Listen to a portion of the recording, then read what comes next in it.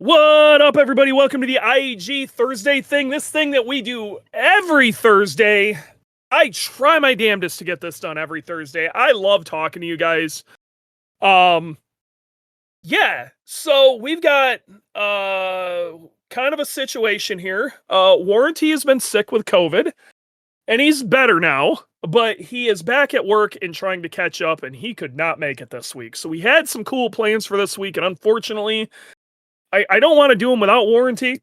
I want to make sure it's as proper as we can get it. Plus, I am currently in Illinois in the RV with Boogie being towed right now. So I'm not moving, but I'm behind Ultima Raceworks. I think it's URW Automotive is technically what they're called now. We're hanging out behind there. They were gracious enough to allow me to keep the RV here while we got it fixed. The RV's fixed, so I'm going to be making my way towards IAG. And then this weekend I'll be at Boxer Fest, so we're all going to be over there at Boxer Fest. And we should have a really great time. So if you are going to be in the Pennsylvania area, York, Pennsylvania, this Sunday, Boxer Fest is going to be going on. We'll be there. It should be a really great time. So, my partner in crime, Warranty, is not here. This is when I usually introduce them and we chit chat a little bit, but unfortunately he ain't gonna make it this week. What are you gonna do? Okay. But, I also, even though Warranty's not here, there are some other people who do help us out with this podcast. Producer Jordan behind the scenes, always there to, stop the recordings. He does a bunch of the editing, adds in music.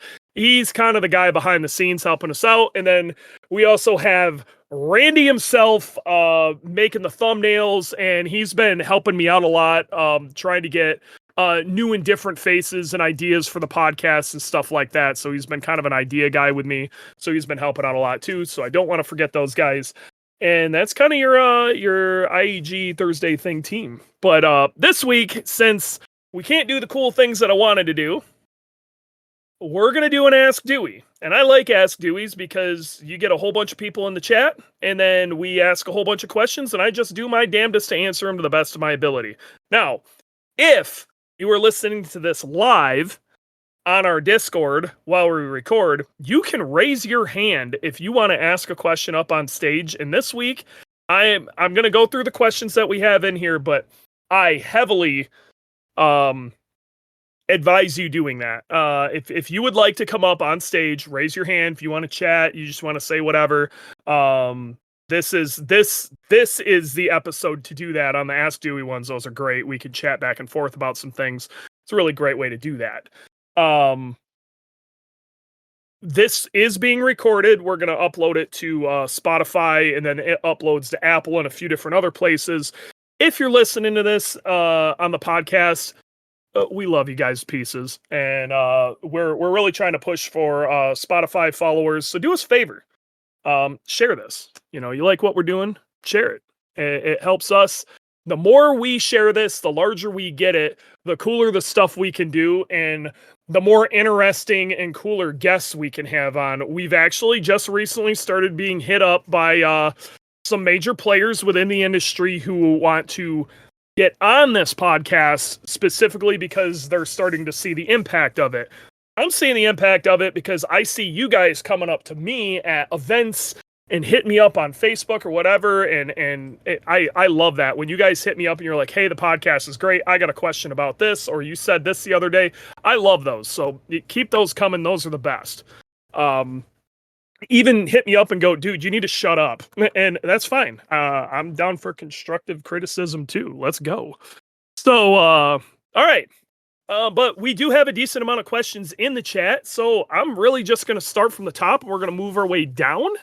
But yeah, we're going to move our way down and go from there. There was some stuff before the chat went live, that we were talking about. We got our boy, Matt Busby, who he runs Thunderhill Raceway. I don't know if he's the chief organizer. He has something to do with operations at, Thunderhill. He used to be the guy at, Corvette Museum. And he was talking about some of the Amir takes from that whole conversation I had about the guy that was, kind of crapping on Sunday Cup. saying that some of those takes were ice cold. Yeah, they might have been ice cold, but I got to be real. Some of those takes are not good for the greater time attack community. I will fight him all day on that. So, yeah. We're gonna continue on. I know I've got a pile of questions coming up here, so I'm gonna try to get to them the best I can. I'm gonna read these in order. So if there's a bunch of stuff at the bottom I should be reading, I'm gonna try to get there. Okay. First thing, Daniel the Nerd. I think you're a new guy to this chat. Thanks for joining. That's awesome. Should I buy an 07 STI Enduro race car? It needs an engine rebuild, or an 818R. Well, it all kind of depends on what you're trying to do. The thing with an 818R is, what are you going to race it in? And honestly, I'm not a huge fan of those at all. They, if you've ever driven one, you'd understand why, but they never, for what you're going to put into an 818R, go buy a Lotus Elise. It'll be better in every single way. And by the time it's said and done, it's basically the same price. So don't do that. Those 7 SCI Enduro race car. Do you want to do endurance racing? Or maybe it's a good platform for you to turn into something else. If it's cheap enough, sure. Even if it needs an engine, if you're getting a good price on a chassis that's straight with a cage, yeah, it might be worth it. Who knows what's all there? There's a lot to that. I mean, if you're getting that, if it needs an engine, but you're getting it for like under 10K, maybe that's a killer deal. You know what I mean? Maybe it's a really well sorted out car and it literally only needs an engine. Maybe it's worth a little more. Maybe it's kind of a beater and maybe it's only worth like 3 to 5. I don't know, but I can't tell you 07 STIs aren't easy to get a hold of. I'd be interested to know more about that car before we make any decisions on it. That's one of those things that if you wanted my professional opinion on that, maybe send it over to Dewey at IAGperformance.com, DEWEY at IAGperformance.com, and go, hey man, what do you think about this? And I'll take a peek at it. I'll let you know. Let's see. Dylan wants to sit in on what might be next week's conversation, so that we're gonna try to make that happen. You killed Kenny 404. I think you're also a new person. If you aren't, I'm sorry. I haven't seen you before. But if you are, welcome. If you're not, also welcome. Hey Dewey, I'm looking to put a new motor in my 2011 STI and looking around 500 to 550 wheel. Should I buy an EJ block or just go stock? Kenny, this is a great conversation. I've been fighting this really hard this last week because somebody put up a post saying, hey, can I drive a closed deck daily driven? And you can, by the way. But a bunch of people came blowing in there screaming about RA blocks and all sorts of stuff. A stock block is not going to live any amount of time at 550 wheel. It just isn't. I know Instagram says you can make 550 wheel, and you can for a very short amount of time. If it could last 3 days, it could last a month. Even if it lasts 6 months, what did you accomplish? And then you're just redoing it all again. Okay. 5 to 550 is one of those weird situations. Okay. A lot of people think 5 to 550 is some like reasonable round number. It's kind of not. 450 to 500 is where I would say is more that reasonable number. Anything past that, and it's a very slippery slope. You could do 5 to 550 on an IAG 750, but the problem is if you're talking 5 to 550, the amount of money you're going to put into it and the stuff you're going to have, you're a turbocharger away from doing like 700. If you did it right. There's wrong ways to do it and some outliers, but if you really put it together right, you're going to see this number and you're going to go, man, all I got to do is put a turbo on this thing and turn her up and I'm going to be there. But then you're going to have the wrong engine for it. So if you're talking 5 to 550, I'd want to see you in like an IAG 950 with the Firelock head gaskets, 14 mil head studs, really put together. If you're going to keep it under 550, like 550 is the max. I really like seeing 750s in cars. you're gonna keep it under that, or maybe shoot for that really well-rounded 450 do everything car. 450, 475, like a pretty turned up Blausch 1.5 XTR or BCP 500X or something like that. I'd tell you go with an IAG 750. You can put that setup together pretty easy. And if you want to chat more about that, give me a call. I love doing those builds. They're awesome when they're done. So Richard W. I talked to you earlier about a Koyo intercooler core because you saw that I was running one on Boogie and you wanted to know what my thoughts were on that. So let's chat about that real quick. So I was running for the longest time, it was a ETS. What it originally started with was a V-mount intercooler for an RX-7 that ETS made that I repurposed for use in Boogie.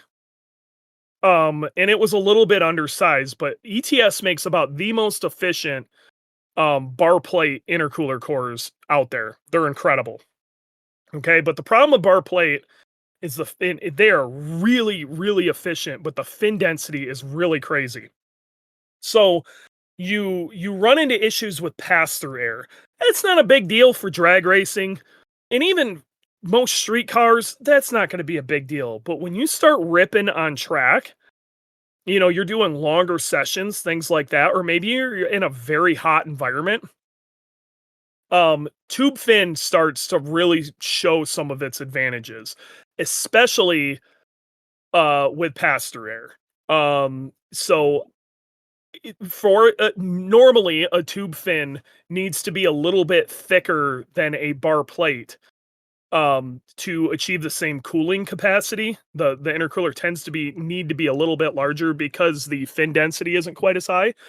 But due to that, it lets more air through to get to your radiator. And that trade-off a lot of times is very worth it. Koyo makes a pretty efficient core. The reason I purchased this particular core is a buddy of mine had it. I didn't go searching out Koyo or anything like that. A buddy of mine had it and it was the right size. And I was running into overheating issues. The second we did that, the coolant problems went away. I still had oil temp problems. We still had all our own issues, but the coolant problems went away. It was a huge upgrade for us. So, with any intercooler core, though, any heat exchanger whatsoever, I'm going to keep screaming this. Ducting. If you can have the most efficient heat exchanger, and it's not going to matter if air's just going to go around it. Air will always take path of least resistance. Okay? So you need to have some form of ducting and some plan for air to go in and air to go out and force it that way. And you kind of need to look at it from a pressure standpoint. You want to create as much high pressure in front of the cooler as you can and as much low pressure behind it, so air is promoted to pass through it. Because if air's not going through the heat exchanger, it's not doing anything. So you could have this awesome tube fin setup, and it won't matter if you don't duct it. So, Adam, what up, buddy? What would your version of the BRZ Baby Cayman be? Man, I love the new BRZ. And calling it a Baby Cayman is very, very, very fair. Honestly, I wouldn't do a whole lot. It needs an exhaust because it's too quiet. Basic suspension modifications. We're talking like a 200 tread wear tire, 255s. I would do it. It depends on how crazy we'd be getting, but I think our off the shelf fortunes that we're about to be dropping, you're gonna have a very hard time beating those for the money for what we're doing with those. Definitely want something with an extended top hat. I really like that MCA traction mod. That thing is sick, and that takes away a lot of the all-wheel drive rear end feeling that you get out of a BRZ, where some people would look at it like you're taking some of the fun out of it. But it does allow, it gets rid of anti-squat geometry in the rear end and allows the rear end to squat under power. So you can move weight around more effectively. It feels more rear wheel drive. I'm a big fan of that. And I haven't tried it on the new BRZ, but I would assume you'd have to do, you're going to want to upgrade the rear sway bar when you do it. I'm 90% sure. So we'd want to do front and rear sway bars. Past that, I really don't want to do much. I don't like the OEM steering wheel, so I'd probably go for something kind of more premium. I'd get one of those IRP shifters because they're great. The stock seats are really good, but I'm pretty tall, so I may look into an aftermarket seat. But if I wasn't that tall, I would just roll with it. Past that, I gotta be real, I wouldn't do much. Maybe some small aero, maybe some of the Varus stuff, just because it looks good and it functions. But that's, you don't want to go crazy with these cars. You know, you want to keep it real simple. The stock brakes leave a little bit to be desired. So whether it's a Brembo upgrade, EBC's got their Apollo kit, which is really good. I think they just recently did an update to the Sprint, the AP-43 Sprint kit. Do something as far as at least front brakes. Then I gotta be real, don't touch the damn car. They're still working on different options for helping the oil issue.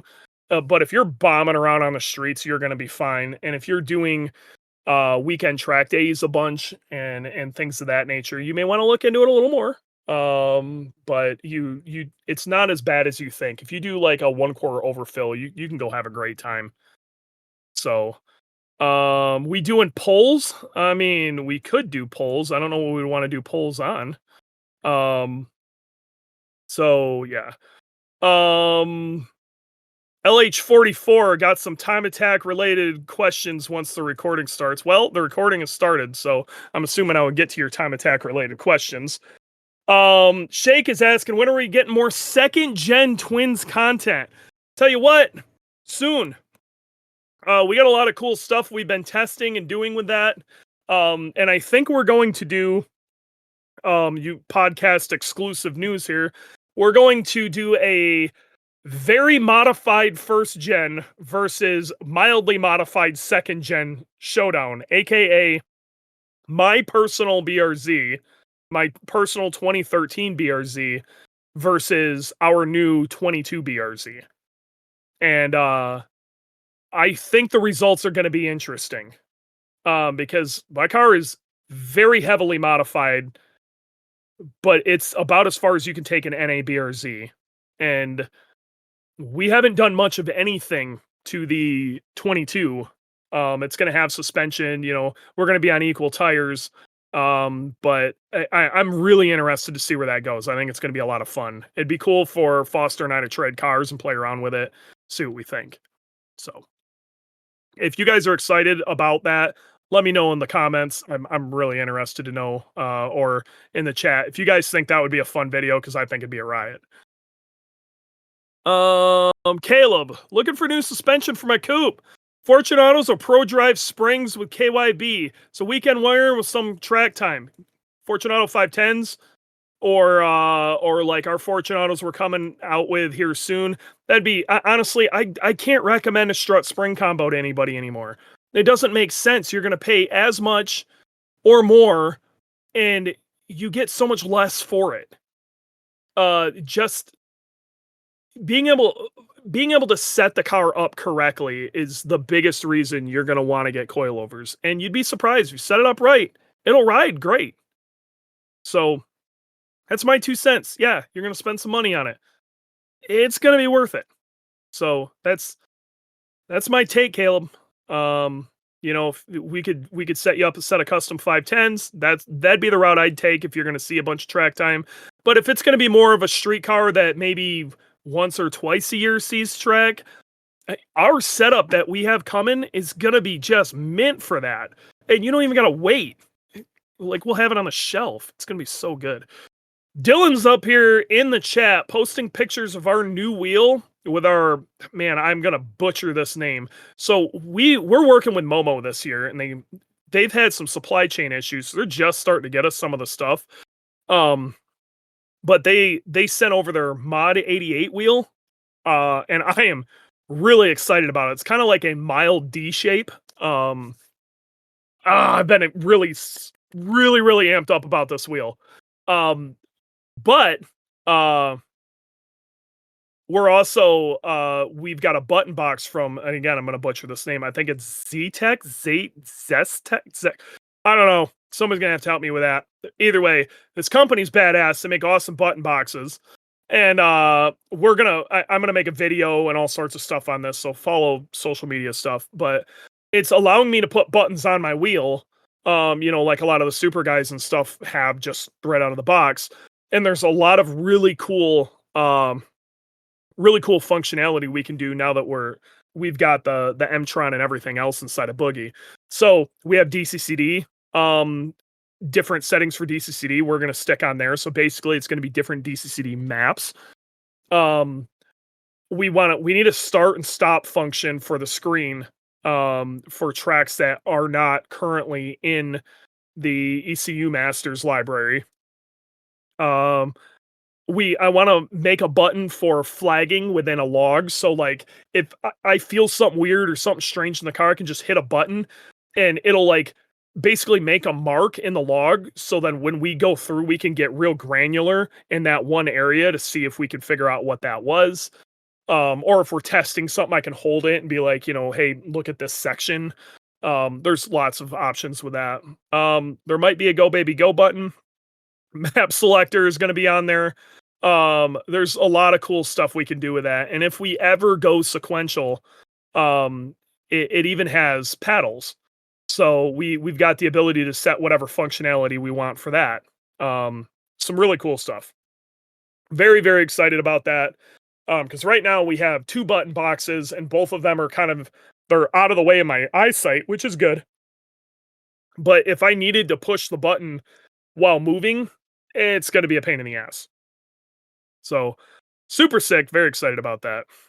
Connor, ideal turbo for street class. There is only one turbo currently that I think is the ideal turbo for street class. BCP makes this thing. Let me see if I can look it up. BCP turbo. I can't even get this thing. Okay. I'm going to dig this up while we're on here. So everybody, BCP makes a fancy turbo. Store. Turbocharger. Motorsport Subaru turbocharger for street class. It is not a cheap turbo. This is a stock location turbo that will cost you $2,500. Okay, but what it is essentially the guts of an Evo 9 turbo smashed into Subaru housings with large hot sides. And this allows you to run essentially the same power as Evos do within the class. And that's what all of the fast Subaru guys are running as far as I know. So Connor, if you want to know the ideal turbo, it's that one. If you want to be competitive, you're going to end up spending way too much money on a turbo. Is that turbo worth $2,500 to your average person who's just going to drive around on the street and not compete? Absolutely not. Do not do that. Okay? But if you were competing in street class and you want a turbo exactly the right size, they don't make very many of them. That's why they're as expensive as they are. That is the correct turbo. So, one of those buttons better trigger danger to manifold on the screen. Maybe it can. Adam S. What do we got? Hey, Eric, I have a 2010 narrow body with a coolant leak. Looks like to be on the left side of the block, cylinder 1 or cylinder 4. It's not leaking. Left side of the block, cylinder 1 and cylinder 4.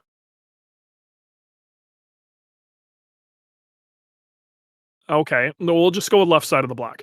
Um, it's not leaking into the cylinder, but on the outside, heat can be an issue, and I don't get on the gas slot, but curious what the best route would go to replace. Would an RA swap help with this issue? Here's your modification. So again, we're going back to the RA stuff. It's unreal how much misinformation is out there about the RA block. Straight up, the RA block is a stock OEM short block. The only thing they did was add some meat at the bottom of the piston. It's still a cast piston. It's still the same shit rod. It's still the same shit bearing. It's actually softer material than the older STI blocks. It is not an improvement, and Subaru is putting those together with as much or more hate than they ever did. If you that block is the right answer for somebody who's trying to get their car back up and running, just get their car back up and running and take it to CarMax. Okay. If you want to take your car to CarMax, buy an RA block. If you don't want to take your car to CarMax, at least get a 550. Or I don't care if it's even an IAG block. Go get some sort of built block. Okay. Go get a built block. If you're going over 400 wheel, get a closed deck block. That's simple. And then we can go on for a million years on what you need to do past that. So looking at some of your modifications, you got a downpipe, an inlet, you got some basic stage 2 stuff, probably on a stockish turbo. Okay. The RA block isn't going to help you with a coolant leak. You have a coolant leak. Like you got to narrow down where that coolant leak's coming from, my guy. If I were you, I'd take that thing to whatever your local shop is and have them try to figure out where the coolant leak's coming from. If it's over on that side of the car, though, I'm willing to believe it's probably coming from the turbo.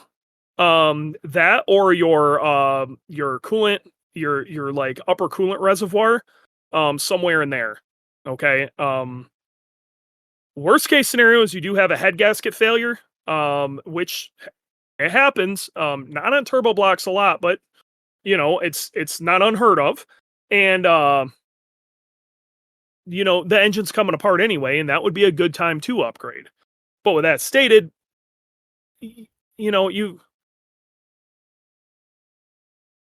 RA block isn't going to fix the damn thing. Okay, that ain't the answer. So, Heavy Metal WRX, what up, dude? Say hi to Dan. Dan is in here. Which Dan is in here? Did Dan come and go? Is that Dan inside of URW is in here? I've been talking to him all day. You killed Kenny 404 looking for we already did that. Okay.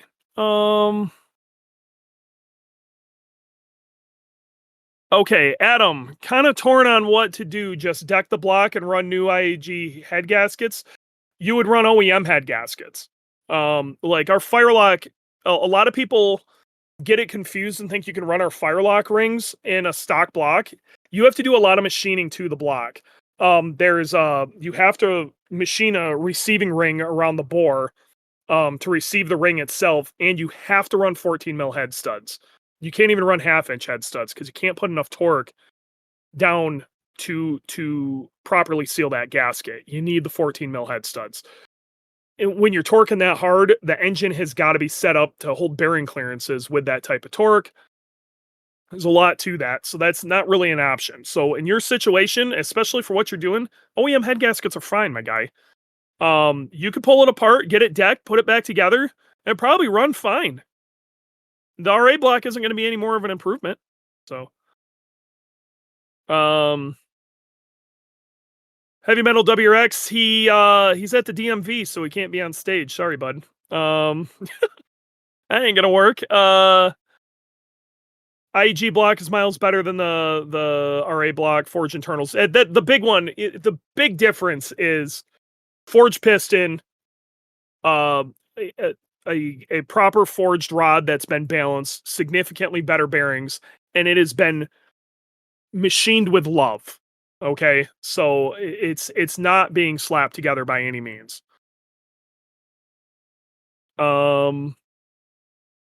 So yeah, that's your biggest difference. As long as you take care of a 550 block or a 750 block or whatever, even 950 blocks. But for the especially those 550s and 750s for daily drivers, if you do brake in properly,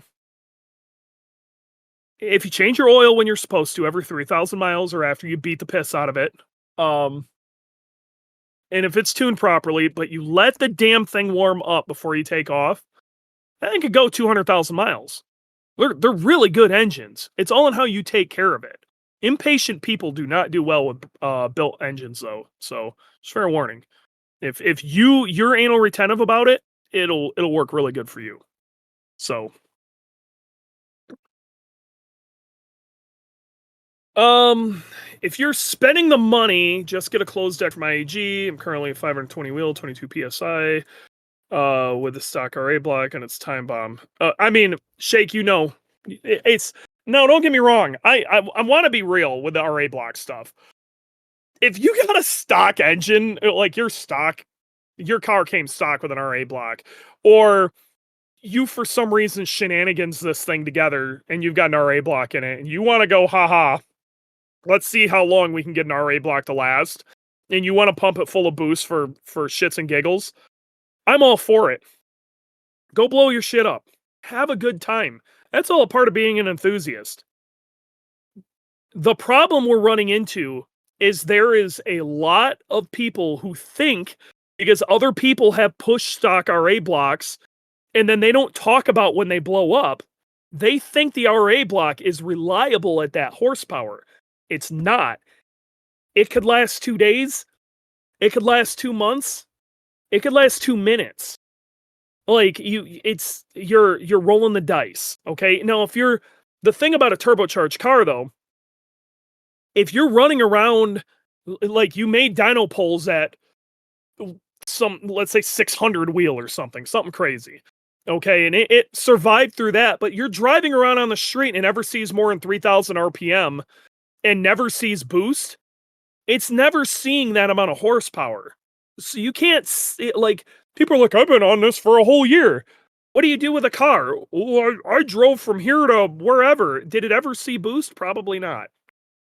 It's really skewed. But there's a lot of people out there who are getting burned hard. I get these phone calls all the time, and I am so sick of the RA phone calls. That either A, they think the RA's some godsend, or B, they heard it was, they went and did it, and now it blew up, and now they're like, well, what do I do now? I don't know what to tell you. So that just sucks. Randy, the wheel is too fancy for Boogie. Put it in my car. Well, your car is named Fancy, so pinkies up. Yeah, Matt Busby. So sorry, I kind of blanked out there. By ice cold, respectfully, he's way far up. He's way off on his comments, and it kills me. So that's really what the conversation is going to be about tonight. I've had multiple weeks to think about how I wanted to explain this. So, thoughts on Kyle running both track and street mod? My thoughts are it's total bullshit. It shouldn't have been allowed. I'm still angry about it. I'm not mad at Kyle. I want everybody to understand that. I'm not mad at Kyle. Kyle did not break a single rule. Kyle did everything he was told to do. I'm mad at those who allowed it to happen. Okay? It should have never happened. It should have never been allowed. It should have absolutely never been allowed. And that pisses me off more than anything. Especially after they basically told Ferris and kind of said one car, two class was dead with Ferris, and then allowed it, and all the shit hit the fan again. If they allow it again next year, I'm going to be livid. I'm going to be absolutely livid. But I'm not mad at Kyle. Kyle didn't do anything wrong. And Kyle actually intended on having two cars, and it just kind of fell apart. So he decided to try to, poor guy. So, um, I'm not mad at Kyle. Kyle didn't do anything wrong. Okay. Um, I want that to be extremely clear with my opinions on that. Um, I think Kyle ended up getting some advantages due to it that I don't think people realized he was going to get. But ain't Kyle's fault. Anybody wants to know more about that, really pisses me off. But I've kind of ranted about that before. Listen to our what happened at Road America podcast. Also, it didn't go yet. Rolling anti-lag and proper launch control is a blast. Rolling anti-lag and proper launch control is a blast. It breaks ship, man. It's fun. How much do you love cows? Which cows? I'm not mad at cows. I'm actually, I kind of like cows. I grew up around cows. I grew up in Western Michigan. It was all dairy farms out there. So, yeah. Adam D, 500 is wild on the street. People don't understand, man. 400 to 450 wheel in a street car is ballistic with almost no trade-offs. With a Subaru, there's almost no trade-offs. It spools like stock, makes a ton more top end. 450 wheel, if you can drive it right in a GD chassis at least, you can run a high 10 quarter mile with it. In a GR or a VA, you're probably looking at like mid 11s, but a mid 11 second, it's not slow. And the reason you're not running any faster is you don't have the top end. You're going to 0 to 60 freaking everybody, especially on the street. Like, honestly, most people who are asking for 500 to 600 have never driven in a car that makes 450. Like 450 is so good and you can do anything you want with it. It's my favorite horsepower for a street driven Subaru. LH44, do you think Boogie is underdeveloped in comparison to the supers you're competing against? And do you have a strategy to beat them this year? Yes and no. From an aero standpoint, absolutely. These guys are both kind of they went with what Jackie Ding. First off, the car just starts playing better. Okay, their starting point is better for what we were doing than where a GC starts. This is a labor of love. I wouldn't want to do it in anything else, but like we are at a disadvantage in quite a few different ways. If we really wanted to pick a Subaru platform to go fight these guys, I would have did it with a BRZ right out of the gate. Okay, but I love my GC. We have a lot of tricks up our sleeve that we have yet to develop. So if you would have asked if last year, I would agree with you that it is underdeveloped. This year, we just developed in different directions, but we are not utilizing anywhere near the capabilities of what we can do yet. We haven't started messing around with any of the electronic blow-off valve and wastegate functionality. And I know this seems like it isn't going to be a big deal. Guys, you have no idea. It's going to be insane. There's some other things we want to play with. These guys aren't messing with, making their power steering work. They're messing, like, their big problem right now, it sounds like they're just blowing up diffs left and right.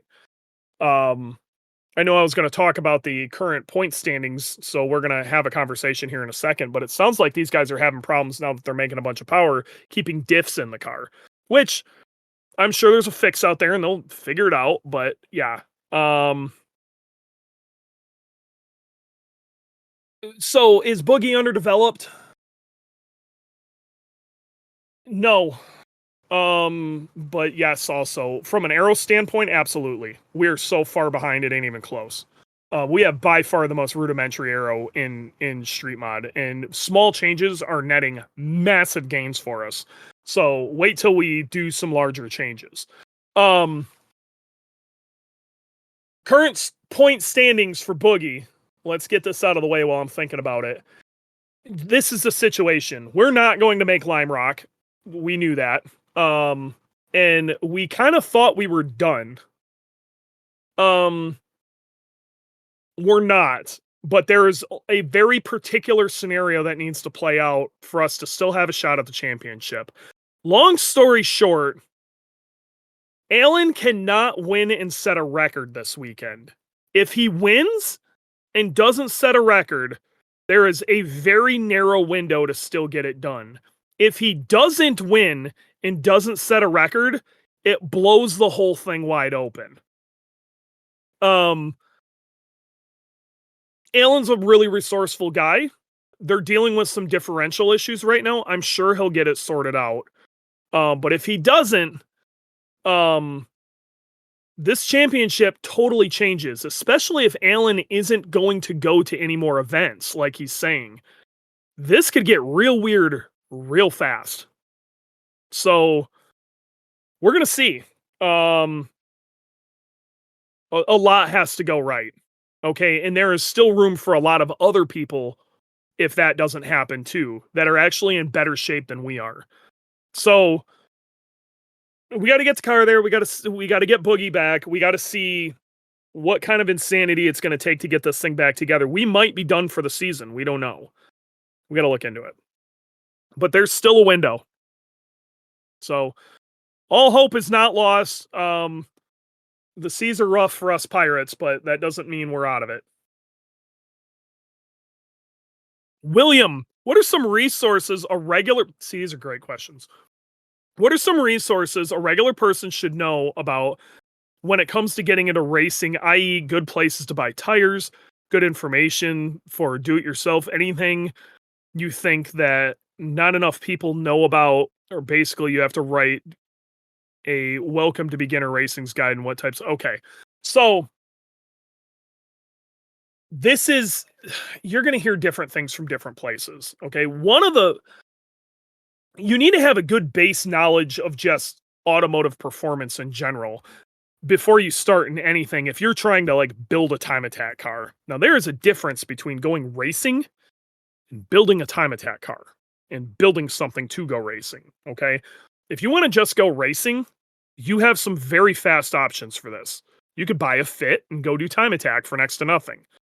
Go talk to the other fit guys at the event, see what they're doing, follow that. You will get into the mix pretty quick and it'll go on to driving. Then you need to work on yourself. Okay. If you want to go wheel to wheel racing for a very reasonable price, go buy a spec Miata. It's super reasonable to get a spec Miata or a spec E30 or something like that. Okay.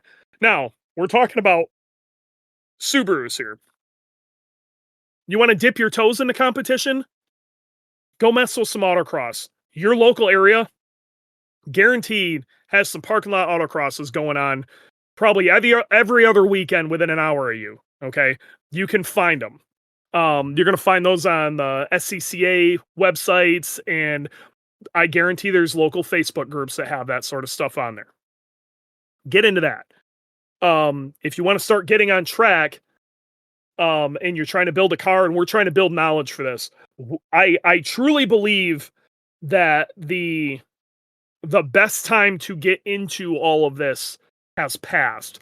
Reason for that is I was fortunate enough to come up through reading forums, and there was always a new topic and really smart people backing it up, and people knew who these people were, and they had a history behind them of making good posts. And Nasiak, if you're doing Subaru stuff, there's full of great Nasiak stuff. William, I know you're messing around with a Honda, and you should be wandering over to Honda Tech. You can still go to these forums and get tons of good info, and there's even still like good posts being posted. But a lot of the older information, some of it's getting real outdated, and some of the pictures aren't coming up, and it's rough. If you're new at this, it can be real tough. But Facebook groups are decent if you get in the right ones. Always, always, always check to see who you're getting this information from. Okay. That's a tough one. Who you're getting this information from means a lot. And one of the problems with Facebook, and I've never understood this, is on Nasiak, even though you weren't using your real name, people were really skittish about posting something that wasn't of value or really didn't have, you wanted to make sure when you posted something, you really thought out what you were saying and you would back it with facts, and there was people really cared. Nowadays, your actual name is attached to it with your face and everything, and people will just spew the stupidest information. So you really gotta see who you're getting this information from and vet that before you start taking it as fact. Okay. But getting a bunch of different opinions is not a bad thing. Um, if there's some sort of event that you're trying to like become a part of, you want to go to Global Time Attack, you want to go drag racing, you want to go to, get to the top of, SCCA solos or whatever. If you want to go racing and you want to go see what that type of racing, go to the event. You don't need to have the car. Go there as a spectator. Most of these grassroots things, they're open. The pits are open. Everybody's down to talk. Go to the event and talk to people. William, I know for a fact you didn't know shit about Time Attack till you went to Mid-Ohio with us. You went to Mid-Ohio and it was like kicking you into a pool. And now you're figuring out how to swim, which is good. At least you're in the pool. That'd actually be a decent conversation, but these days your best bet, Facebook groups. If you want to do something with Grid Life's got a really great Discord and they're constantly talking.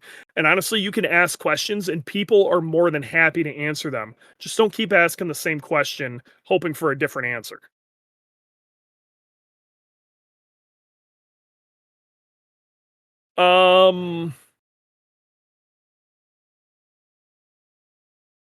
All right. Like in my case, okay. What about a trunk mounted radiator? In Boogie, we've thought about it. A lot of development. Our temps are beautiful right now. Not gonna mess with that. In other cars, it's really gonna depend. There's a lot of complexity to doing that. Um, it's not a plug and play thing for a Subaru. Let's put it that way. There's a lot to that. Um, there are. It's not as easy to make work as you think because you've got to get a pretty decent amount of air, no matter how good your fans are, at least for a Time Attack car. Okay. But if you're talking like a autocross car, a drag car, maybe a drift car for sure, you can get away with stuff like that. So Richard, thank you for all the information. Happy to help, dude. Brian, I have a 2012 STI. Noticed the front control arm rear bushings died. It happens.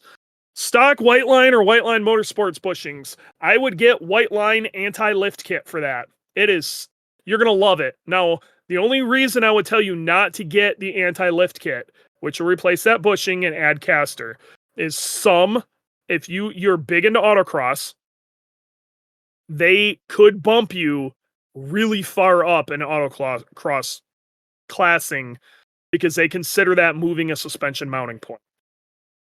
So if that's not a concern of yours, get the anti-lift kit. It's awesome. You're going to love it. Especially since you've already got a ton of other suspension mods from what it looks like. Yeah. Definitely do that. Oh, and you're taking it to, and you're canyon bombing? My guy. Brian, anti-lift kit for sure. The amount of turn-in you're going to get from that added caster, you're going to love it. It's like having dynamic camber, so it's not going to be a problem until you turn. So it's like having camber without eating your tires. White line is mid at best. Okay, well, I've had great luck with my white line stuff. Fight me. So, what kind of setup do you prefer for Boogie? Do you go for a more pointy setup or something with a little more subtle? I really like the nose of Boogie to point where I'm trying to put it, because I have the ability, because I'm all-wheel drive and I have 3 differentials, that if it starts stepping out, all that means is I get to add throttle. Unlike a rear-wheel drive car, when it steps out, it's going to start really stepping out. It's not like that with a Subaru. It's not like a front-wheel drive car where you want the thing to jump off the gas, thing rotate like crazy, and Boogie will rotate on throttle. It's a lot more of a progressive thing. So I really like having the front end pretty damn pointy. I will say there's a couple of corners that are real sketchy. But I honestly, I'd really like to see what this thing would do at Road Atlanta again through 12-1, compared to what it was years ago.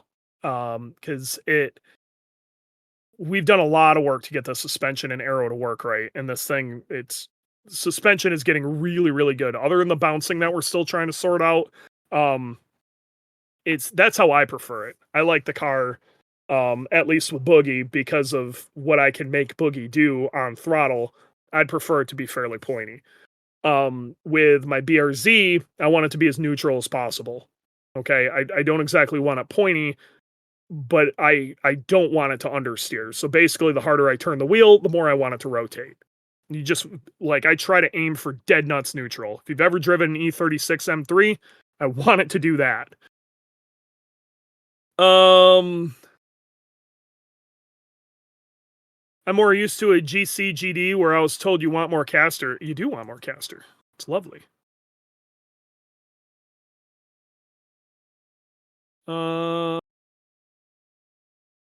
510s do ride quite nice. Olin's road and tracks are decent. I always get excited over things in the shape of a D. And the name of that company is Zestech. And yes, they're awesome. Glorious Gaming Model D. I'm actually using a Glorious Gaming Model D in my hand right now. How do you know that? I like legitimately have. That's what I'm using as my walk around mouse right now. That's hilarious. Connor, does it still require a restrictor? They kind of dumped the restrictor rule. And the reason they did that is this is an OEM turbo off of a different car, and somehow it's legal. The restrictor thing kind of went away. So that, like I said, that's the turbo you want. So that's Connor asking about the what turbo do I recommend for street class specifically. And I'm still going to say the turbo I recommended earlier, which is that BCP Motorsports turbo. Adam, I wanted to get ARP studs and see if it helped with the issue or just go OEM or RA.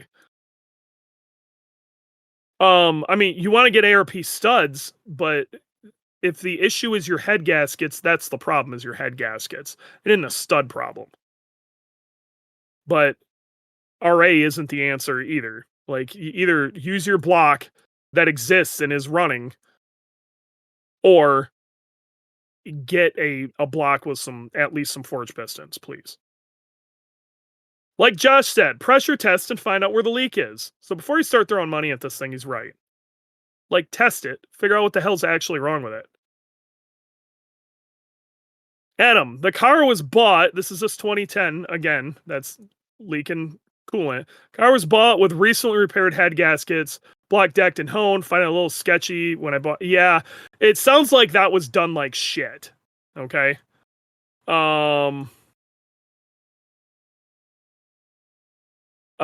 Yeah, that's really the play and I don't want you to feel like you're an idiot. You're not an idiot, Adam. You're asking the right questions. But I can't stress this enough. Take the advice. Holy cow, you guys are flying. There's 220 messages I'm still trying to catch up on. You'll need to chill. Putting our Subaru biases aside, if an outsider wanted to come into Street Mod, what is the best bang for buck solution to be right at the pointy end? I feel like maybe take Ito's Corvette and pair it with a decent... no, it's the truth. It's the truth. No, you're 100% right. And I'm willing... I'll say that. And anything that you can shove a Corvette into in grid life, the Corvette is the correct answer in almost every situation. if you want to skip everything in between and get to the pointy end as fast as possible, it is a Corvette. More than likely, it's a C6 Corvette. More than likely, it's some variation on a Z06. Okay? That might get a little weird with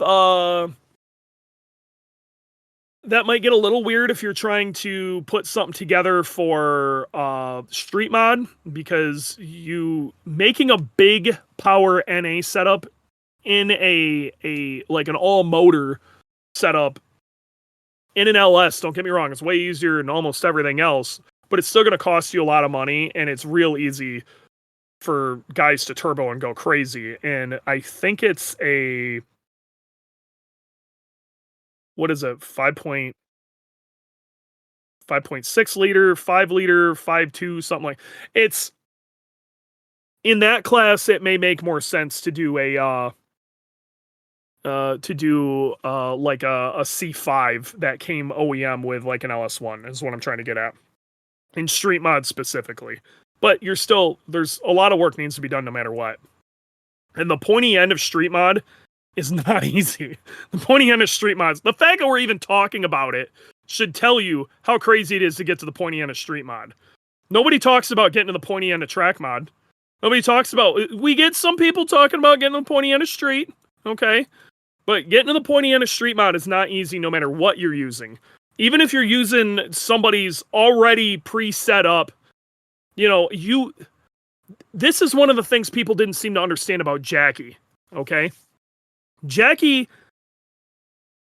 had a really, really good prescription for that car. That recipe for that Supra was really good. Jackie was the reason that car was as fast as it was to the degree it was. Okay, this is no means a slam on the other two guys that are running right now, but what it is showing is how crazy Jackie actually was. Jackie's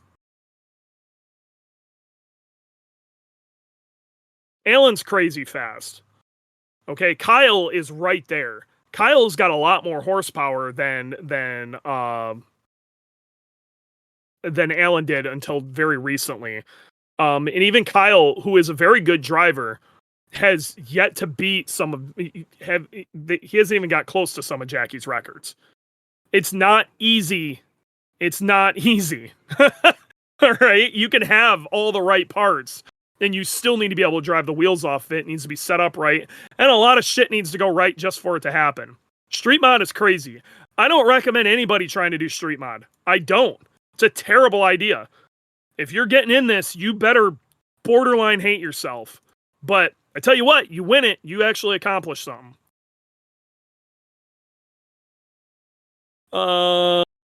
Stock didn't go wrong, was prepared to, didn't matter. Okay.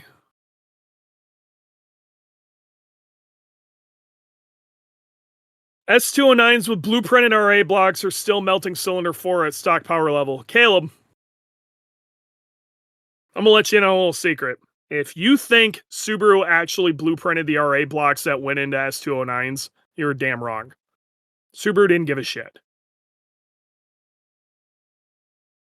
Wouldn't the stock RA hold stage 2 just fine? Would your stock Subaru block? This is what I'm trying to say, Adam. Adam, I need you to listen to me here, okay? Would you trust it on a stock STI block? If you trust it on the stock STI block, or your stock, EJ255, which is the same block, it's not an upgrade. Okay? So, if you trust it on that, go get an RA block. You want to spend a bunch of money on a stock block to do it twice? Do it. You're not listening to me, Adam. The RA is the new 22T. I don't agree with that. There was some actual argument to the 22T having, it was factory closed deck, oil squirters, yada, yada, yada. That block at least was worth building. The RA block, we don't even use RA blocks for closed decking. And the metal's so soft, you just pull the threads out if you go 14 mil. Like, it's not, the blocks are shit too. So, whatever. Connor, is the Verus clutch fork worth installing in a GV STI? I see 4 to 5 track days a year, having the motor torn down. Okay, so I have a Verus clutch fork. They gave me one way back in the day to test. Fork's not a bad idea. Is it a necessity? No. And I'm going to say this, and this is nothing against Verus, but I've only seen one STI clutch fork ever fail. STI, okay? So we're talking cast clutch fork. The stamped steel clutch forks that they put in the BRZ and the 2015 Plus WRXs, those things are trash. That is a must when you do a clutch to get that. With an STI, I mean, look at it this way. If you got a ton of miles on the car, let's say you got 150,000 miles, you go to do a clutch. Instead of putting a stock one in there, should you get the Verus one? Sure. You're probably going to spend less on the Verus one anyway. And it is an upgrade. But is it something that you need to be worried about? Absolutely not. So.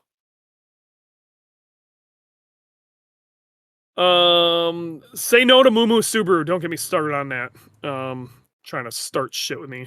Oh, I know what you're saying. Trigger failed. Yeah, let's not talk about Moo Subaru.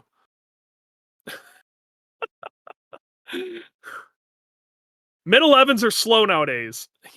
To who? To who? And it definitely is not slow streetlight to streetlight. It's slow if you're going out there to try to fight GTRs. You're not going out there to fight GTRs. You got a freaking WRX, man.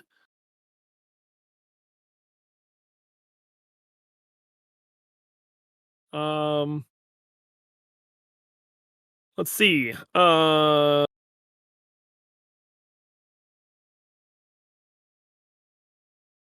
Supras seem much more reliable. I'm going to look at a 96 GC Coupe tomorrow.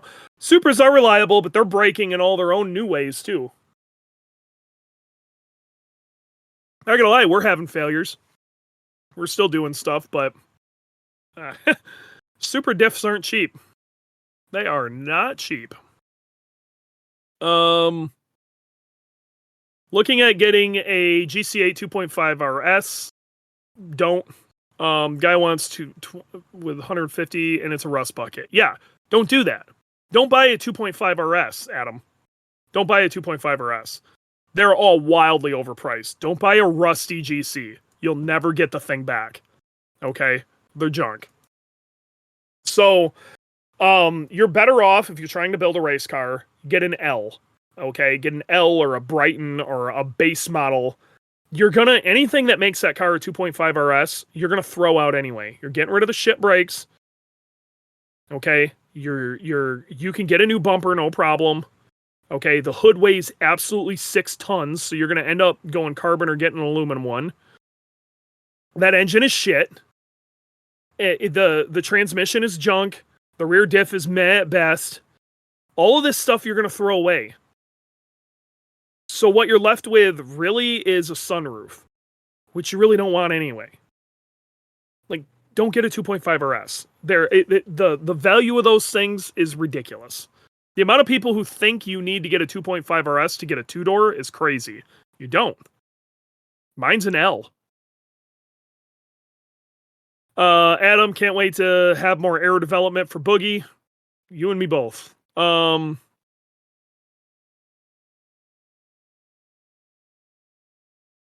like Caleb said, don't buy a rusty one, starting with a clean one. Spend more money, get a clean one. I mentioned the Speedo doesn't work. One more reason you don't want to buy it. Like Josh was saying, Track Subies on Facebook and Pro Awesome forums. Both are great. Pro Awesome group and Track Subies. Both great spots to learn good stuff. Steph. FSTI. Dewey, what's a good intake temp on track before the engine gets hurt? I have a hybrid speed density sensor in the top mount intercooler and methanol injection for cooling. Do intake temps even matter anymore if I spray post speed density sensor? First off, I'm not a huge fan of using meth on track. Okay, because if you run out, bad things happen. That's going to be more on your tuner if it's happy at whatever intake temp that you're getting. I am going to tell you, you don't want to go too much above ambient, or it starts, well, you're going to go a ways above ambient. You don't want to go crazy. I don't remember even what we were seeing at the end of the straightaways with Boogie, but a few years ago, we were running into some serious intake air temp problems.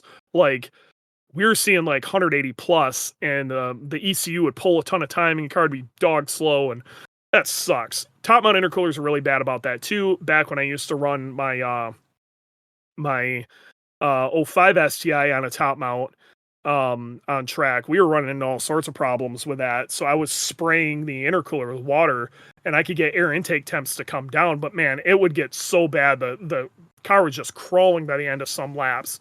Like when we were doing Autobahn Country Club full, by the end of that lap, the car was just hating life.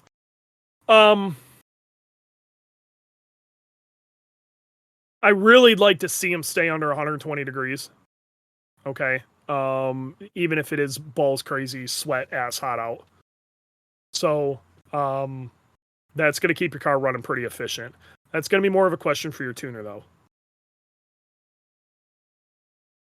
I'd race an MX-5. Those look fun. Don't shoot me. No, dude, I think it's great. Yeah. Serapin Wolf, I love what you're saying about the first gen wagons. Also a great idea. GF wagons are phenomenal. Coolant and oil temps are more important to watch. Josh, I agree with you, and don't. Coolant and oil temps are a really big deal to watch, and you should be constantly monitoring them. But if you are having a problem with the air intake temps, it can cause all sorts of other issues. And you can't eat an engine with it. So, you really got to kind of keep those in check. Shake, my first autocross was a nationals event. Didn't even know. It was a blast. Damn near stock FRS, dead last. I mean, yeah, but you had a good time and you learned a lot, didn't you? Missing the Nasiak forums. So, oh my God, dude, I am so trying to catch up. You guys are moving so fast. Oil sticks around 200 under hard use. Yeah, so you're super good on your coolant oil temps, Steph, but you need to, if you maybe get off, you may want to start thinking about hopping off that top mount. No new Subaru owners search forums. It's all Facebook posts and the same shit. And yeah, and Facebook forgets right away. And you find that really quick. That's why Subaru Mechanics is such a big Facebook group, but unfortunately is just full of a lot of stupid.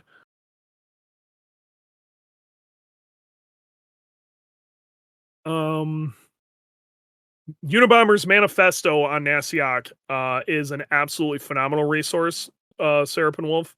And if anybody in here is looking for a really good resource to learn about damn near anything, go look up Unabomber's Manifesto on Nasiak. It is really good.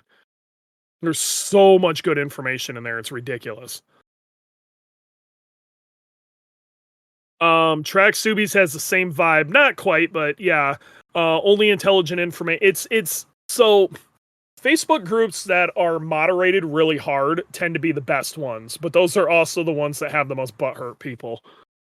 I'm one of the moderators in there, and a lot of the people, you should see on the back end how many people get angry at us because we don't allow their bullshit post. You know, we're not allowing posts of, hey, I got a Cobb stage 2, you know, and cars like it's just, if it is not very track oriented, it's not going in there. So yeah, my car's misfiring. What should I do? No, this isn't the place to ask that. And that's something that for some reason, again, this generation doesn't understand. God, I sound so old saying that shit, but it really aggravates me. Younger Subaru owners right now are really obnoxious though. They absolutely do not get this is a track Subaru group. Just because these people may be able to answer your questions doesn't mean this is the place you ask. It's like going to a doctor's office and going, well, these people all make a decent amount of money. I'm going to ask them financial advice. Like, it's the wrong spot to ask that.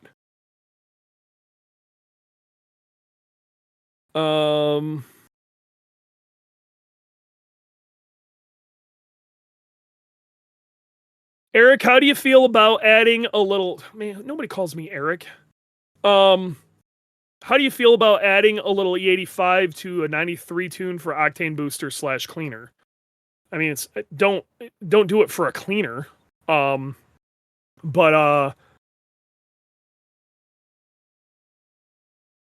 that's one of those things you have to have a conversation about your tuner with. I know the VA STI for a long time, guys were adding some ethanol to it to bring 93 octane knock levels down, and it was working out pretty well, and the ECU was able to compensate a pretty decent amount for that. That's not for everybody, and in your situation, I probably wouldn't recommend that. Right now I started Flat Irons and Slip Angle podcast from the start, talk about a time capsule for a lot of stuff. Yes, both of those are very good though. And the whole Amir Sunday Cup isn't time attack thing. Using the same definitions of what he considers is and isn't time attack wouldn't make Street GT not time. And no, this is just it. It is very gatekeepy, and if you guys want to hear more on that topic, I'm pretty sure I'm going to be on the next episode of the Professional Awesome Hypercritical podcast. So I'm going to get pretty deep into that. I'm pretty sure that's going to be me screaming tonight. Sunday at Boxer Fest, Hell in a Cell, me versus Dewey. You don't want none of this, dude. You do not want this smoke. Wish you were closer to a 10 Boxer Fest. I mean, ain't nothing to it but to do it. I'm definitely getting all for the GRB now with your enthusiastic feedback. Seriously questioning if I should go regular or motorsport version. It gotta be real. For what you're doing with the car and banging around and all the rest of the suspension mods, I'd go with the motorsport one. Especially since you're in Cali. I'd just go to the motorsport one. You know, the OEM bolts stretch over time. That's what I've heard. No. C6 is LS2, C6. Yeah, no, C6 is awesome. On one with an LS. Okay, so this was from when I was talking about. Adam, I am listening, and no, I don't. I don't trust any EJ block. No, you shouldn't until it's built. So don't put an RA block in there. All right. More LH44. Man, you got all the time attack questions. I love it. How do you think Ferris will go this year at World Time Attack Challenge? Pram looks very competitive. The R8 from Finland, Mighty Mouse. You're forgetting a car too. So I think Mighty Mouse called the Corvette the American Pigeon. The bit of shit talking. There's also Got It Rex is bringing their in-house GC there, and that's also going to be very fast.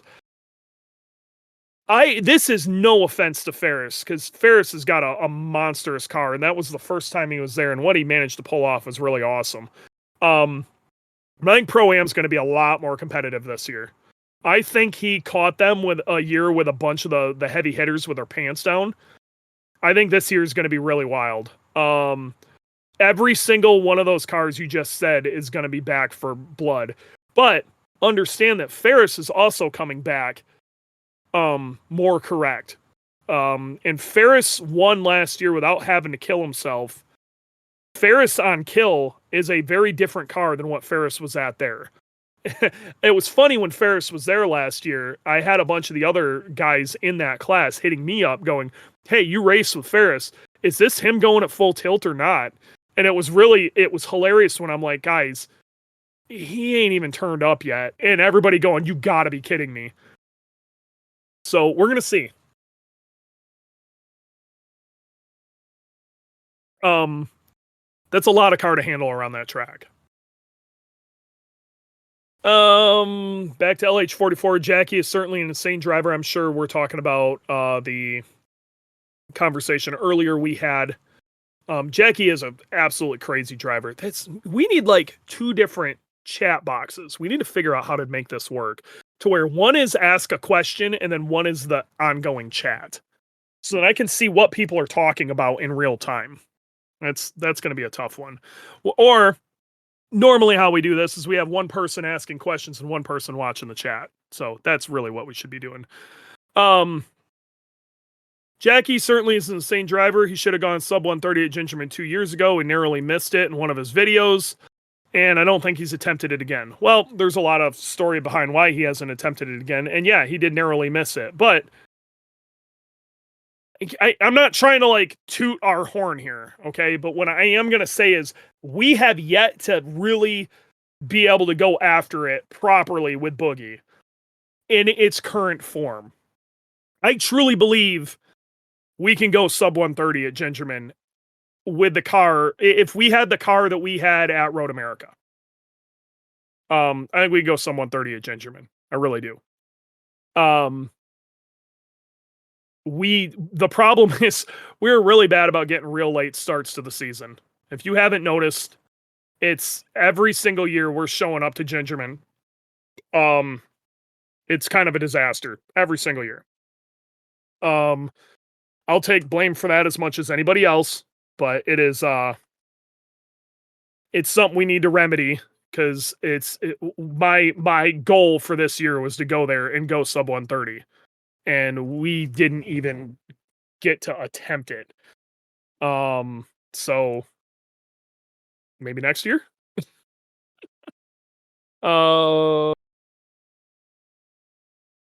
Speaking of clutch, I also have to get the Humble Rumble kit. I know discontinued. My firewall welds are shit. Yes. So Humble Rumble stopped making that kit. Oh man, we need to find one of those. Somebody else needs to make that kit. That kit is really good. Interesting. That is that really discontinued? I'll be damned. Yeah, I need to make a note of that here real fast, because if that is actually discontinued, the community needs a way to get those, and we may have to step up, because that's not an option for that not to exist. There are too many of those cars with too many problems like that. And I can't promise anything, but we're definitely going to look into that. I don't know. Let's see. Okay. Let's make a note on that, and that'll be conversation for next week. How much difference has Dylan made to the program? He seems like a crucial shot. You can't even quantify that. You can't even quantify it. Okay? Dylan and Ian from last year, like I don't want to undercut Ian by any means either, because Ian was crucial to our success last year, but we went from car catches on fire and can't make lap to the second Dylan and also Ian, but Dylan showing up to we didn't stop winning. Okay? We didn't stop winning till I money shifted the shit out of the car at Laguna, and if I wouldn't have done that, we would have won Laguna too. Yeah,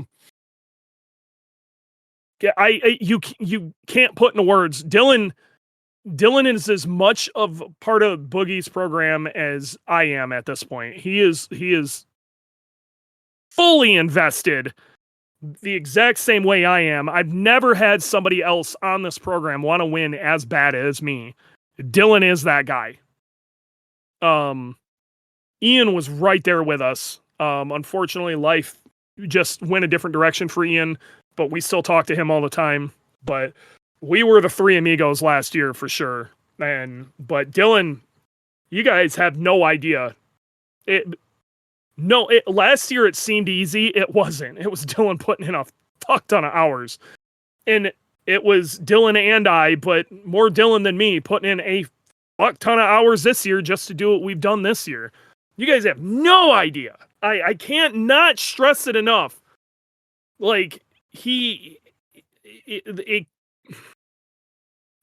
would not be what Boogie is right now without Dylan and discussion. It's not even close. That's not even a question. So, how important is it? There is no more of a vital importance than what that is. That is past mission critical. So, while on the topic of buying a used GC, make sure to check under the spare tire. Yes, he's right. So Randy is bringing up a really good point. You need to do this with GDs also. Always make sure when you're looking at these older 90s and 2000s cars, you pull out the spare tire and look under there for rust. But you also pull the trim or the covering or the carpety shit away, especially on wagons. Pull the trim and everything away and look at all the metal on the rear strut towers.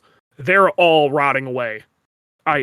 You have to check those, especially on wagons. It's really bad. Look up into the rear tire wells, up into the strut towers, and see if it's rotting away. It's really bad. The Roger Clark Motorsports taillight gasket kit. Oh yeah, that was a really good idea. That's actually something I should get for myself.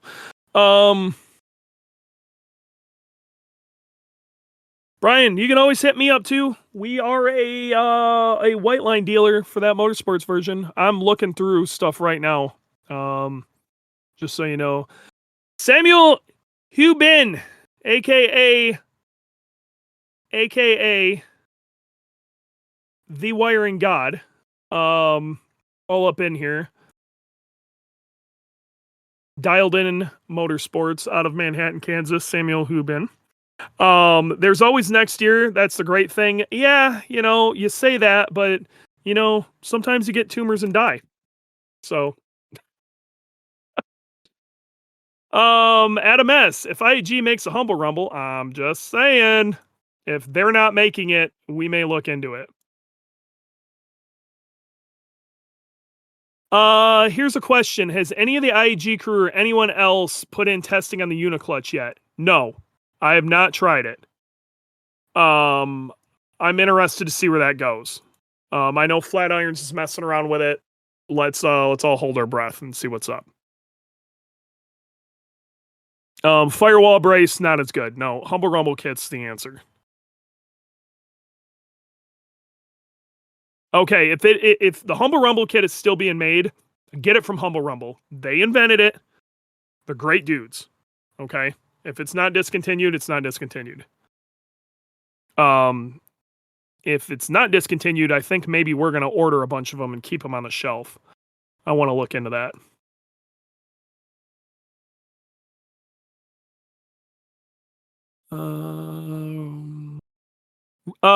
Okay, so Adam, that's Canada. You're looking on the Rally Sport Direct site. Straight up, Rally Sport Direct has been having some ordering issues with some of the smaller vendors.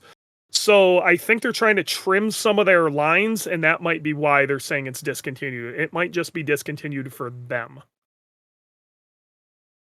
Samuel Hubin. On Dylan. Dylan, the guy literally put the car together here in my shop on the ground. Car showed up with an engine and drivetrain installed here, nothing else. Which is the honest to God truth. Yeah, I don't even look at Boogie as my car anymore. It's Dylan and I's car. Like, that's how much Dylan has blood, sweat, and tears into that thing. Man, you were big wrong. Now they're listed on Rally Sport Direct too. Come on, man. I was all excited we were going to be able to, do cool stuff. All right. I'm going to delete that. All right. And Dylan wants to speak. If he still wants to speak, we'll bring him on.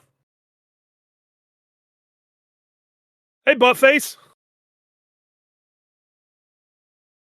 Are you saying stuff? Yeah, can you hear me? I can now. How is it? It's all right. It could be worse. We still need to get you a good mic. Because you sound like a phone. I mean, I can understand you, but you sound like you're on a phone. Yeah. I definitely need to get a mic. I was looking at them on Amazon. They're not bad. So I got a mic here in the RV. I'll leave that with you next week. My backup mic. You just use that. okay, You just use that. perfect. Yeah, Adam's So saying get Dylan a fee fine. That's what I have. I'm gonna hand him my fee fine.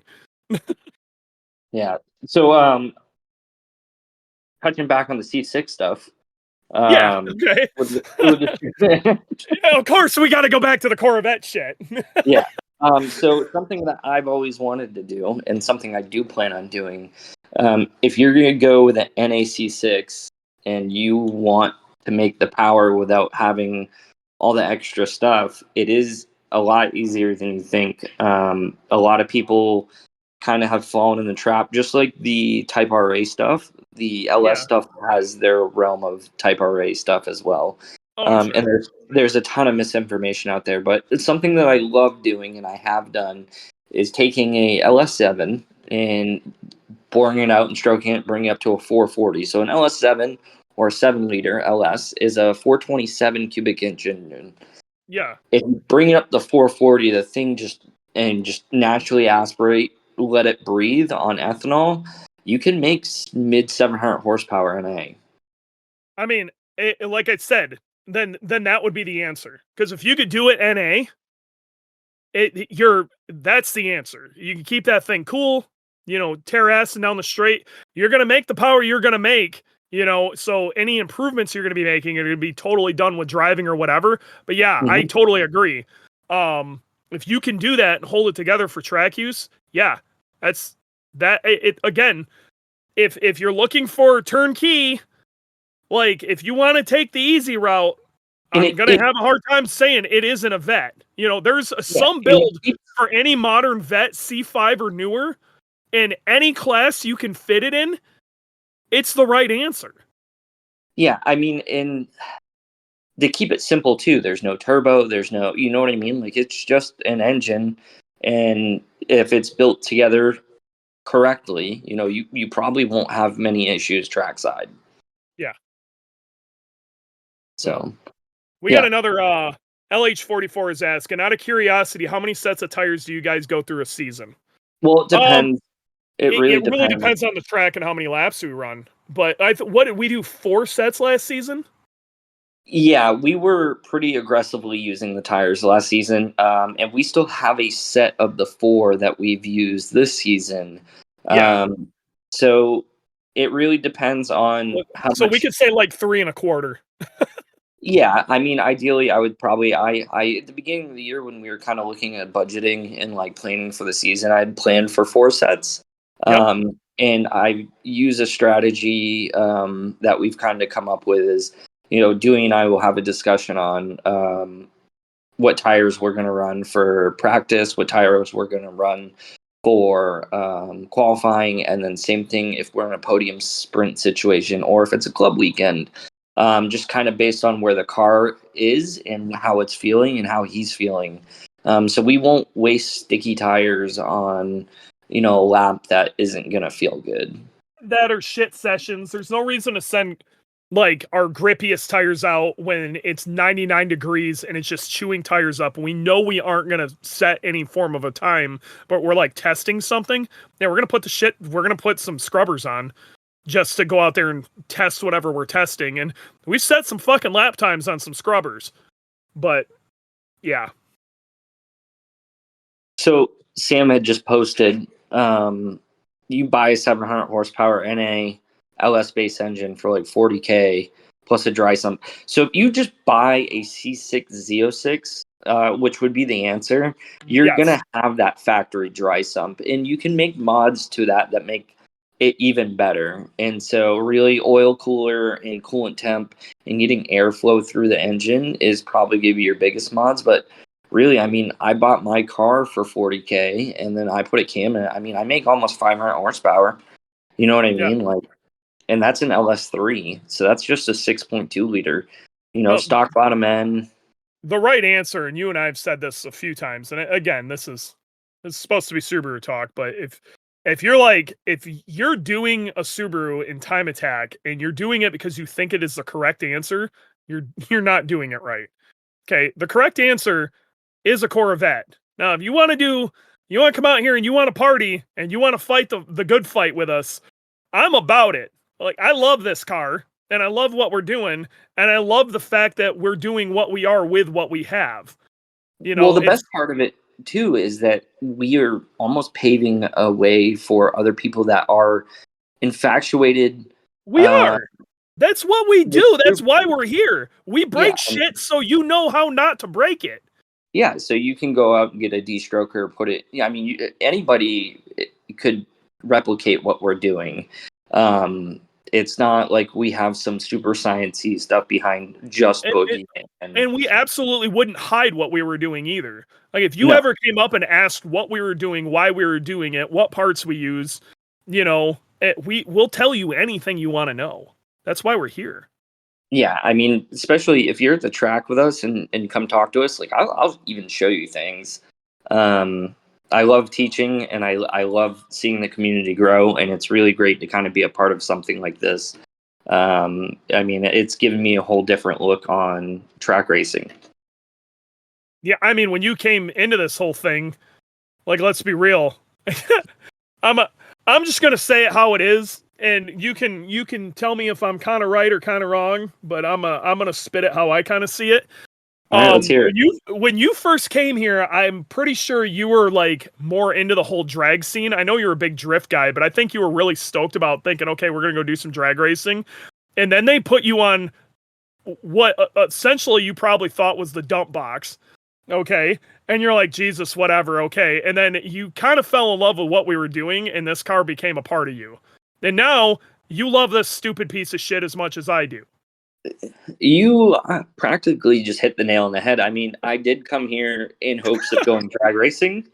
I have some drag racing experience in my past. I still do love drag racing.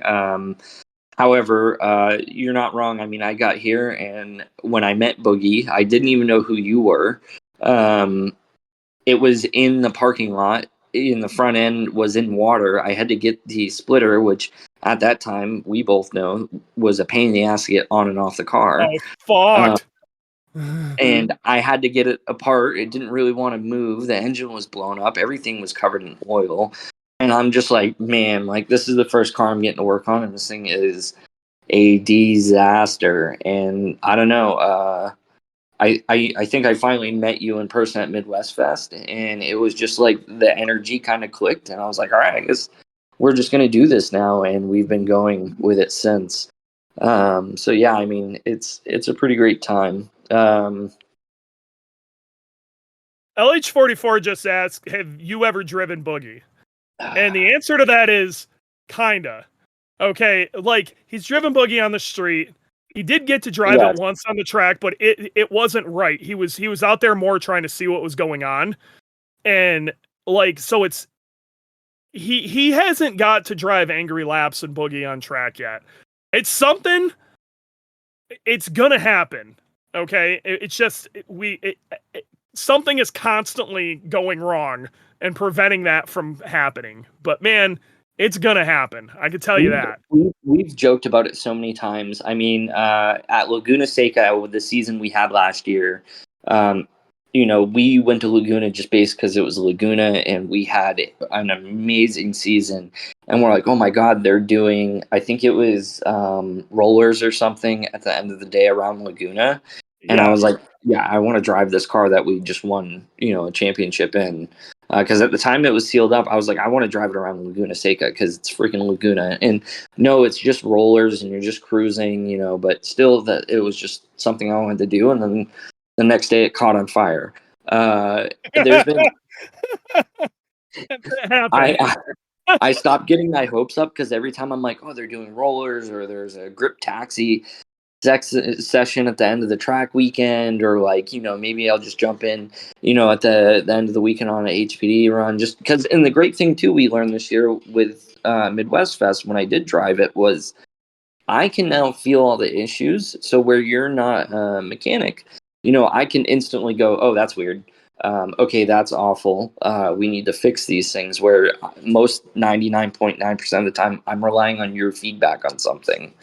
Well, some of it, especially when we were at Midwest Fest this year, like I could explain it, but you had to feel it. You know what I mean? Especially with like with the way the brakes were acting, like you had to feel it to really understand what was going on.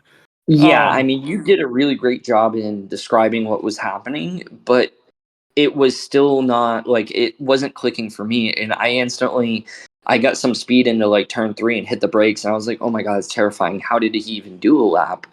And I instantly knew what we needed to look into. So again, I mean, we definitely have developed great like talking points back and forth to understand one another on how things are functioning.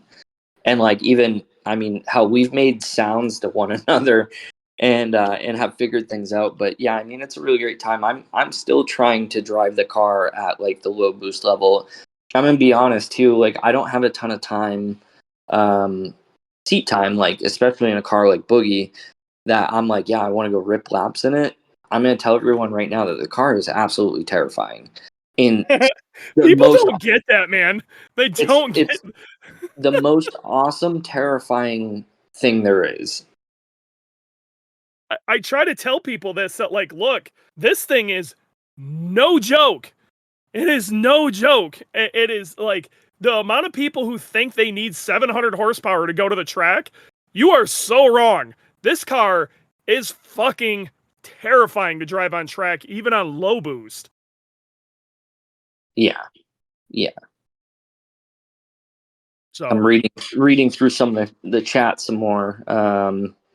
What if Corvettes are banned in that class? Well, then just go race in a different class. Driving, I daily drive my C6 and I love it. I don't see him ever banning that car in a class though. no, the only way it would be banned in a class if like they have like a price point restriction, or maybe you're not allowed V8s, you know, like you can't put it in Club TR. You know what I mean? So like that's so like I said, if you can somehow fit it into the class in almost every sense, if you can smash it into the class, a C6 vet is probably the best answer if you can drive. Yeah, yeah. I mean that's Yeah, it is. It is a LH40. very manual car, so like you have to drive it. You know what I mean? Like that is an analog vehicle. But man, the performance you can extract out of it is kind of ridiculous. LH44 says, respectfully, Boogie looks like it's done 3 tours of Afghanistan. You're not wrong. H44 is a hater. Yeah, well, Those are battle scars, my guy. Yeah, but real talk, Boogie Boogie is very due for a cosmetic refresh. Um, very, very due for a cosmetic refresh. Needs a new hood.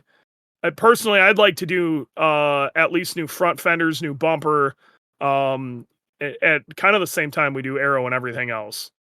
yeah. I mean, I even think like a new wrap is in Rapid. order. Oh, that's I just assumed that was a given when I was saying that stuff. Yeah, Yeah, I yeah, would like to absolutely. do a livery update, and probably just wrap the car this time. Yeah. So Can can see see the the crown crown. from. No, you can't. No, you can't. And what sort of I bullshit? Oh, he's talking about the rear trunk pan. Okay, I'll give him that. Yeah, it's the trunk pans. And we actually think that may the how that's cut out back there may actually be contributing to some of our bouncing. So Well, so that I've had a plan to redo that whole rear section. So yeah, obviously we got a lot of great data this year, even though it was a short season. Um, we, I don't think I have a way to describe what we went through this year to get the car on track, and just kind of from the beginning stage points of us thinking of what we were even going to do this winter to actually seeing everything through, and all the help we got from like people from like Sam and everybody else, and even I will just be. the You're gonna hold the fort for a hot second because I need to you're go do fine. something real quick. I don't think I have a way to describe how things went. and how hard we had to push through a lot of stuff to get all the data. But I do have a plan for the rear trunk area. I won't go into crazy detail, but the rear does need to get a little bit stiffer. We do think there is some issues going on with the rear of the car, with it affecting the bouncing that we're seeing in the rear suspension. So we might stiffen that up and kind of do some stuff there. And then I want to go through the car as much as possible and fix a lot of things. I've continuously fixed a ton of stuff in the car, and it's just progressively gotten better. So Josh just said something that kind of like, we need to talk about this real quick. So Josh says every single event you had issues this year, which we have. Last year, it was all success until the end. That's not true. No, it wasn't. It wasn't even close, my guy. I think that's let me go through real quick. I'm gonna explain every fucking one. So, shotgun hole inside of the radiator. The car had also caught fire again. We welded the thing shut. We welded the up pipe shut so it wouldn't come apart anymore. Complete disaster. That's event 1.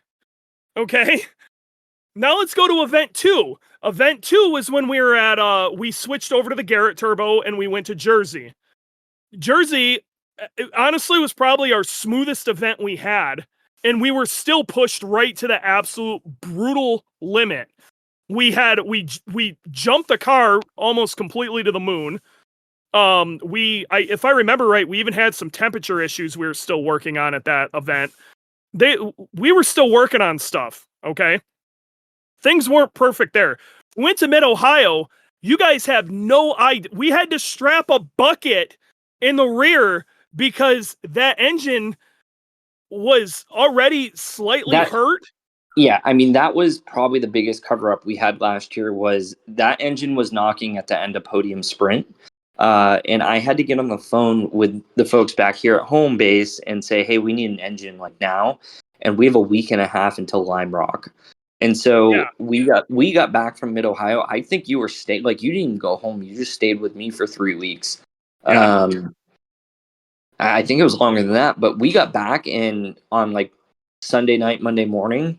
It was me, you, and Ian going hard, tearing that engine out because it was what, 2 weeks away from Mid-Ohio? No, it was a week and a half from when we had to leave for Lime Rock. Yeah, so we told everybody, we're like, we think this engine's got to come out. It needs a refresh. Well, we didn't tell anybody we weren't going. We just said the engine was coming out. And it came out Monday. We didn't lie. But what they didn't know is we were already putting something else together at the shop for it. Well, sort of. We had it planned. The engine had to come out so that they could see what the issue was. And so I got the engine out Monday afternoon. The engine department got to it Tuesday. Those guys did amazing work. And I had an engine to put back in the car by start of day the following Monday. We had to leave Wednesday. We got the car running Monday night. And then I drove the car from the shop to Hanover. We went to Sheetz. I even posted a picture of a milkshake on the back of the wing. So that's probably the most I drove the car. I think I put 75 miles on it that night. Yeah. And then drove it back to work the next day. We put it on the dyno. And then we loaded everything up and went to the event. Yeah, so we showed up. Nobody realized we were going to show up there. And then James Houghton almost got us. Honestly, that event overall wasn't bad. What we did learn from that event, though, was we burn a lot more fuel than we thought we did. Yeah. Yeah, so really the only problem we had at that event, other than chewing up tires and making some small suspension changes, was fuel.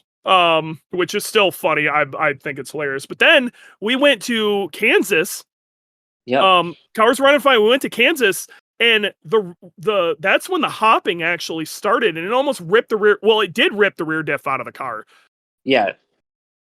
It broke an axle, ripped the diff out of the car. I had to go to Ace Hardware. We found some supplies that would work. Got everything back together and still managed to run a fast time. Kyle McHugh that weekend was keeping us on our toes. And then I basically had to send him off with the parts that we had. You took the car. I didn't see the car from Heartland to Laguna. I had to Yes. fly into Laguna, get to you, and immediately start working on the car before we even turned a lap.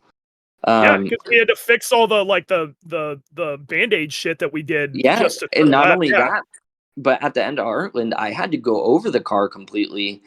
Yeah. Before you left, so I knew it was wrong. And so Josh is saying that you haven't even scratched the surface of having a 100% running car in its form this year. You're 100% right, because I don't think a lot of people understand what we've done to the car and how much has actively changed from last year to this year. It's still a 2.1 D-stroker. It's still the It's same not a 2.1, it's transmission, a 2.3. same thing.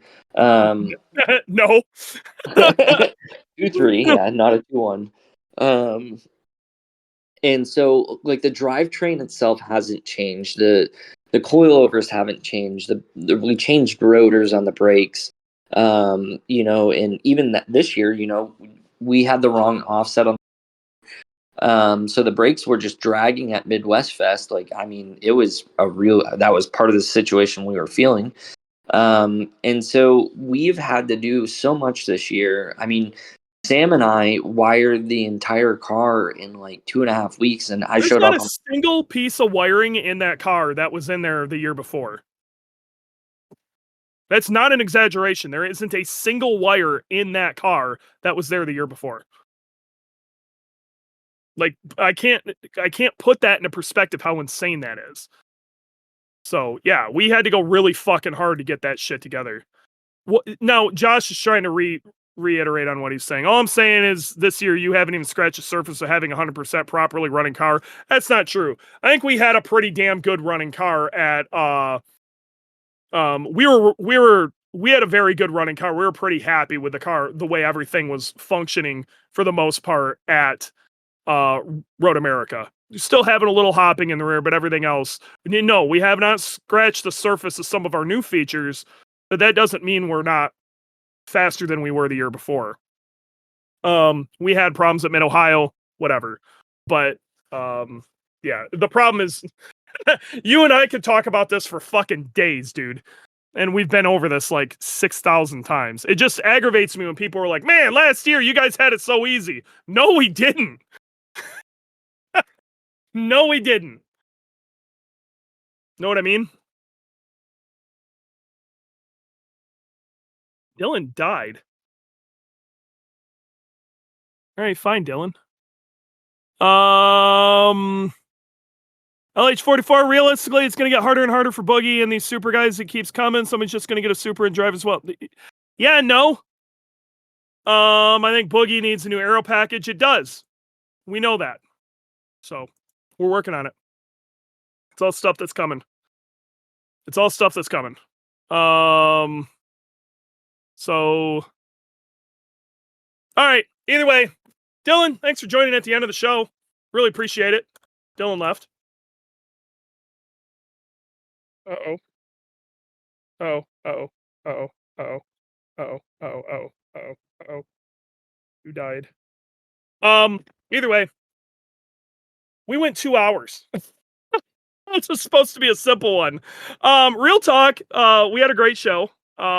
This was fun. Thank you for those in the crowd for making this work.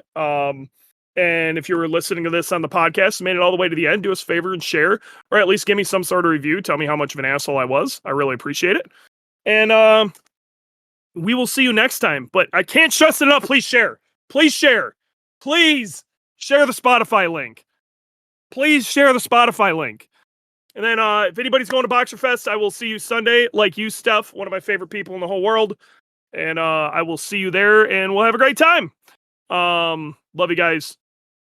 All right, folks. Hope you had a good time and maybe accidentally learned something. If you could do us a solid and please subscribe.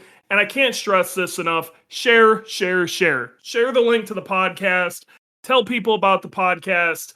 Come on the podcast. It's we the more the merrier, and the more people we have, the more the more guests we can have, the more fun we can have with this.